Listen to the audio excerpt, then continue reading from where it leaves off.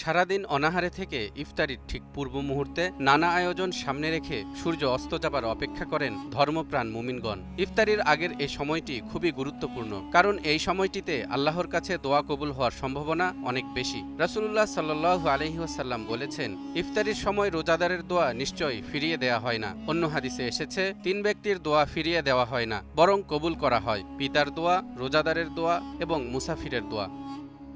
তাই ইফতারির আগে দোয়া কবুলের এই মুহূর্তটিকে কিছু গুরুত্বপূর্ণ আমল করে সঠিকভাবে কাজে লাগানো উচিত। যেমন, ইফতার সামনে নিয়ে অপেক্ষা করাও একটি ইবাদত। অতীতের গুনাহ মাফের জন্য আল্লাহর কাছে ক্ষমা চাইতে পারেন। এই সময় কোরআন তিলাওয়াত করা খুবই সওয়াবের কাজ। যেহেতু রোজাদারের দোয়া ফিরিয়ে দেওয়া হয় না, সেহেতু ইফতারির আগে আল্লাহর কাছে মন খুলে দোয়া করুন। হাদিসে এই দোয়াটি বর্ণিত হয়েছে, চাইলে এটিও পাঠ করতে পারেন। আল্লাহুম্মা ইন্নী আসআলুকা বিরহমাতিকাল্লাতী ওয়াসিআত কুল্লা শাইইন আন তাগফিরলি। হে আল্লাহ, আমি তোমার কাছে তোমার সেই রহমতের ওসিলায় প্রার্থনা করছি যা সকল বস্তুতে পরিব্যাপ্ত।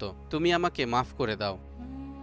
আর ইফতার গ্রহণের সময় হয়ে গেলে এই দোয়া পাঠ করে খাবার শুরু করবেন। আল্লাহুম্মা লাকা সুমতু ওয়া আলা রিজকিকা আফতারতু। অর্থ, হে আল্লাহ, আমি তোমার জন্যই রোজা রেখেছিলাম এবং তোমার রিজিক দ্বারাই ইফতার করলাম। আর ইফতারির পর নবী করিম সাল্লাল্লাহু আলাইহি ওয়াসাল্লাম এই দোয়া পড়তেন, যাহাবা যামাউ ওয়াবতাল্লাতিল উরুকু ওয়াসাবাতাল আজরু ইনশাআল্লাহ। অর্থ, পিপাসা দূর হলো, শিরা উপশিরা সতেজ হলো, আর আল্লাহ তাআলা চান তো রোজার সওয়াব লিপিবদ্ধ হলো।